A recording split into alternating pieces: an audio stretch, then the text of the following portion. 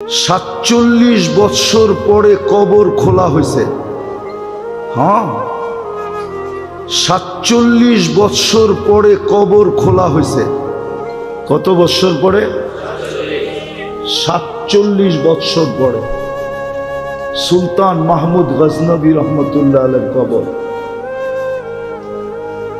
খুলা দেখছে, যেমন রাখছিল অমনি রাখা আছে, কাপড়ে মাটির একটু দাগও লাগে নাই, হাত দুইটা বুকের উপরে বাঁধা আছে। উঠায়া দেখছে নরম তুলতুলে, মনে হয় এই মাত্র ঘুমাইছে। ফ্রান্সিসি ইঞ্জিনিয়ার কপ চেহারার থেকে কাপড় খুলছে আর একটা চিৎকার দিয়া বেহুশ হয়ে গেছে। হুশে আইসা বলছে কলেমা পড়ায়া দাও। বলছে কি দেখা কলেমা পড়লা? বলে ওটা বলা যাবে না, কি দেখা কলেমা পড়লাম। পড়ায়া দাও, এটা বলতেছি পড়ায়া দাও। মনে হইতেছে এখন ঘুমাইল। 47 বৎসর পরে যিনি আমাদেরও রাজা ছিলেন, ভারতবর্ষ যিনি স্বাধীন করছেন, সুলতান মাহমুদ গজনবী, সেই রাশিয়ার মাথা থেকে নিয়ে ভারতবর্ষের শেষ মাথা পর্যন্ত, যার পায়ের নিচে ছিল, পায়ের নিচে এত বড় রাজা, কেমন ফুটা ফুটছে বলেন? ফুটলে দরবেশ এরকমই ফুটে।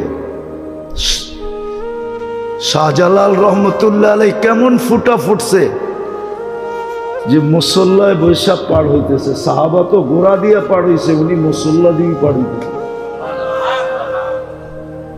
উনি কি সুরমা নদী পার হন নাই? কি দিয়া? জায়নমাজ দিয়া পার হন নাই? ভিজা গেছিল? ভিজেও নাই, ডুবেও নাই।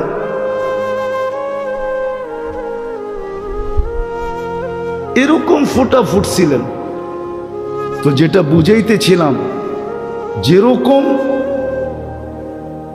যেরকম চাঁদের আলো না হইলে আমাদের ফুলে কোনোদিন ঘ্রাণ আসতো না, বিজ্ঞান বলে কালার আসতো না, ফলে স্বাদ আর মজা আসতো না, রং আর ঘ্রাণ আসতো না।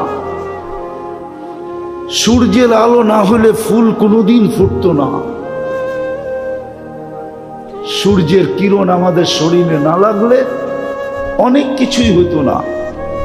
তদ্রূপ আল্লাহর রহমত যতক্ষণ পর্যন্ত আমাদের উপরে না হবে, যুবকের উপরে যদি রহমত না হয় তো যুবক ফুটবে না, পুরুষের উপরে না হলে পুরুষ ফুটবে না, নারীর উপরে না হলে নারী ফুটবে না, জীবন কেটে যাবে, ফুটবে না। আমি ওই ফুটন্তের কথা বলতেছি, মনে উঠল বিদায় বলতেছি। লাশ জারি হোক, যুবকের হোক আর বৃদ্ধের হোক, নারী হোক আর পুরুষ হোক, ধনী হোক আর গরিব হোক, রাজা হোক আর প্রজা হোক, রব্বে কাবার কসম, জীবন যদি ফুটলো তাহলে লাশ কবরের পাশে নিবে আর কবর সেলুট দিয়া বলবে, ইদান উহাব্বিলু লাকা বাতনি খাদরা, ইদান উহাব্বিলু লাকা বাতনি খাদরা। তোমাকে রাখতে দেরি, আমার পেট সবুজ শ্যামল হইতে দেরি হবে না। ওয়া ইউহাব্বিল জিসমাকা নূরা, তোমার শরীর আলোকিত হবে। ইয়াসআদ রূহুকা ইলাল্লাহ, তোমার রূহ আল্লাহর সান্নিধ্যে চলে যাবে। তারাল জান্নাতা গুদুওয়াম ওয়া আশিয়া, তুমি সকালে জান্নাত দেখবে, বিকালে জান্নাত দেখবে যদি ফোটে। কিন্তু এটার জন্য শর্ত হলো আল্লাহর রহমত আসতে হবে। যুবকের যৌবনের উপরে আল্লাহর রহমতের ছোঁয়া লাগতে হবে। নারীর নারীত্বের উপরে কয়দিন থাকবা ওইখানে, কয়দিন থাকবো এখানে? 60-70 বছর, এর বেশি তো এখানে থাকার সুযোগ নাই। 60-70 বছরই থাকবো, বেশি দিন তো থাকবো না। কেউ থাকে নাই, কেউ থাকবে না। কোরআন হাদিসের কথাই সত্য, কবি মনীষীদের কথাই সত্য। আজল নে না ছোড়া কেসরা না দারা। মৌত কাউকে ছাড়ে নাই, কাউকে ছাড়বে না। সৃষ্টির সর্দারকেই যখন ছাড়েন নাই, তার কাকে ছাড়বে? ঠিক না? সৃষ্টির রাজাকেই তো ছাড়েন নাই। মুহাম্মদুর রাসূলুল্লাহ সাল্লাল্লাহু আলাইহি ওয়াসাল্লাম সৃষ্টির রাজা, সৃষ্টির সর্দার। শুধু এইখানেই শেষ না, সৃষ্টির সর্দার। সৃষ্টিকে মনে হয় আল্লাহ কখনো রহমতের ছোঁয়া দিতেন না যদি মুহাম্মদুর রাসূলুল্লাহ না হতেন। নাহলে কোরআন কেন বলে ওয়ামা আরসালনাকা ইল্লা রাহমাতাল লিল আলামিন? সমগ্র জগৎ কি মনে হয় আল্লাহ রহমতের ছোঁয়া দিতেন না? কাউকে দিতেন না, কোন সৃষ্টিকে না, না জিন না ইনসান, না ফেরেশতা, না কোনো প্রাণী, কাউকে রহমতের ছোঁয়া দিতেন না যদি বন্ধু না আসতেন, যদি বন্ধু না হইত। মুহাম্মদুর রাসূলুল্লাহ যদি না হইতেন, আজকে যতটুক রহমত পাইতেছি কোনো ছোঁয়াই আল্লাহ কাউকে দিতেন না। উনি যখন চিরদিন থাকেন নাই, মৌত ওনাকেও ছাড়ে নাই। জিজ্ঞাসা করছিলেন উনি মালাকুল মৌতকে, অনুমতি দিলে আমাকেও নিয়ে যাবেন? তো বলছে হ্যাঁ, অনুমতি দিলে আপনাকেও নিয়ে যাব। সবাইকে তো অনুমতি ছাড়াই নিয়ে যাই, শুধু আপনি একক ব্যক্তি যার ব্যাপারে আল্লাহ বলে দিছে অনুমতি ছাড়া ডুববেও না, আনবেও না। মনে হয় বোঝেন না? অনুমতি ছাড়া কামরায় ডুববেও না, আর অনুমতি ছাড়া বন্ধুকে উঠায় নিয়েও আসবে না। অনুমতি দিলে তারপরে ঢুকবে, তারপরে আনবে। তো বলছে আপনি একক ব্যক্তি, আল্লাহ বলে দিছে অনুমতি ছাড়া ঢুকা নিষেধ, অনুমতি ব্যতীত বুকে হাত রাখা নিষেধ। অনুমতি দিলে আপনাকেও নিয়ে যাব। এই জন্যই মনে হয় কবি লেখছেন লাউ কানাতিদ দুনিয়া মুখাল্লাদা, দুনিয়া যদি চিরদিন কারো জন্য হতো মা মাতা মুহাম্মাদা। তাহলে কোরআন হাদিস পর্যালোচনা করলে দেখা যায় যে মুহাম্মদুর রাসূলুল্লাহ দুনিয়ার থেকে যাওয়ার ব্যক্তিত্ব ছিলেন না। উনিও যখন চলে গেছে আর কতদিন থাকবো আমরা? কিন্তু নিজেকে ফুটায় যেতে হবে। যুবক ভালো মতে বোঝো। এই জন্যই মনে হয় আল্লাহ সতর্ক করছেন লা ইয়াক্তাররুকা শাবাবুকা, যৌবনের তরঙ্গ যেন তোমাকে বিমুখ না করে, দিক হারা না করে, তোমাকে মাতাল না করে, উদাসীন না বানায়, পাগল না বানায় দেয়। যৌবনের তরঙ্গ যেন তোমাকে এদিক ওদিক না করে। কাম মিন শাব সাবাকাকা ইলাল মাউত, আমরা নারাজ হয়ে গেলে কিন্তু যৌবন সহ উঠে নিয়ে আসবে। হায় হায় হায়, যৌবন সহ কবরের কোলে ঢুকায় দিব। আর হাজারো ঢুকায় দিয়েছেন। আজকের দুনিয়ায়, আজকের দিনে খুঁজলেও পাওয়া যাবে সারা দুনিয়ায় কয়েক লক্ষ মানুষ মারা গেছে, তার ভিতরে পাওয়া যাবে যুবকের সংখ্যাই বেশি। চলে যেতে হবে। বাকি নারী পুরুষকে আল্লাহ সতর্ক করছেন লা তাফরাহ বিদুনিয়াইকা, দুনিয়ার উন্নতি তোমাদেরকে যেন বিমুখ না করে। ফা ইন্নাকা গায়রা মুখাল্লাদ, তুমি চিরঞ্জীব না, চিরঞ্জীব না, চিরঞ্জীব না। এই জন্যই ফেরেশতা কানে ধ্বনি দিবে আয়সা, জালাল ইশতিগাল বাকিয়াল ওয়াবাল। মারা যাওয়ার সাথে সাথে কানে ধ্বনি দিবে জালাল ইশতিগাল, ইনকাতাতিল আজাল ওয়ানকাতাতিল আমাল। তোমার বয়স শেষ, আশা শেষ। দ্বিতীয় ফেরেশতা বলবে জালাল ইশতিগাল, ব্যস্ততা শেষ, ব্যস্ততা। বাকিয়াল ওয়াবাল, সব ঘাটি সামনে। বিদায় নিজেকে ফুটে। সত্য এটাই, 14 তারিখে ফুটন্ত ফুল ব্যতীত কেউ হাত দেয় না। জানে যেই ফুল ফোটে নাই ওটা নিয়ে গেলে জুতার বাড়ি দিব, জুতার বাড়ি। মনে হয় বোঝেন নাই, যুবকরা কিছু কিছু হয়তো বুঝছে, ঠোঁট দেখা বোঝা যায়। ফুটন্ত ফুল ছাড়া কেউ হাত দিয়া ছোঁয় না, ঠিক না? ছোঁয় না কি?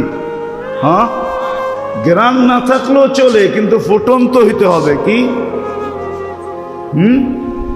ফুটন্ত? আর যদি ফুটন্ত না হয় লয়া গেলে জুতা, জুতা, ঠিক না? হ্যাঁ, আই ডট ডট ইউ লিখবো তো দূরের কথা, জুতা দিব, জুতা। আই ডট ডট ইউ বোঝো?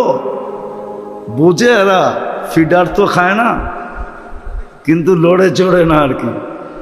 আই ডট ডট ইউ লিখবো না, বরং জুতার বাড়ি, জুতা ফেসবুকের ভিতরে ঢুকায়া তোমার মুখের উপরে মেরে দিব। কইব তুই একটা ফুটন্ত ফুল আনতে পারোস নাই?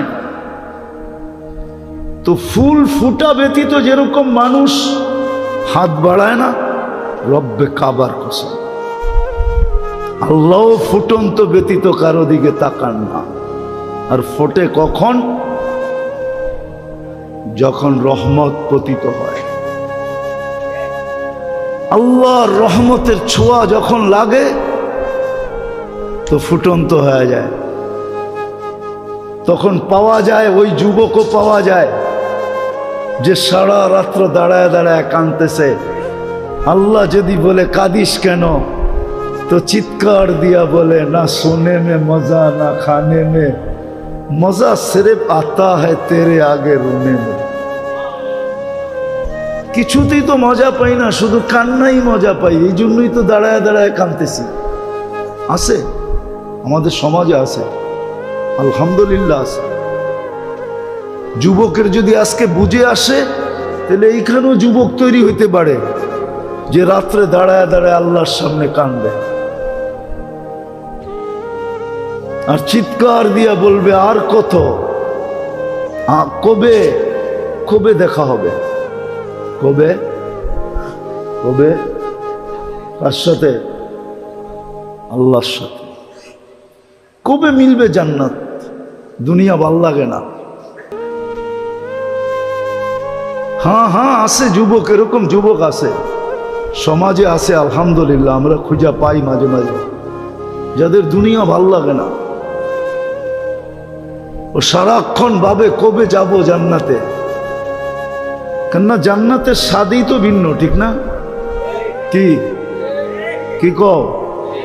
দুনিয়ার নাচ কি নাচ নাকি? এ তো হাত পাও বেকা করে, ঠিক না? এটার নাম নাচ। নাচ তো হবে জান্নাতে, যার সাথে পুরা জান্নাত ডান্স করবে। কি কি 40 বছর টানা নাচ না, যে নাচবে সে ক্লান্ত হবে, যে নাচ দেখবে না সে বিরক্ত হবে। মজা বাড়তেই থাকবে, বাড়তেই থাকবে। আর বাড়বে না কেন?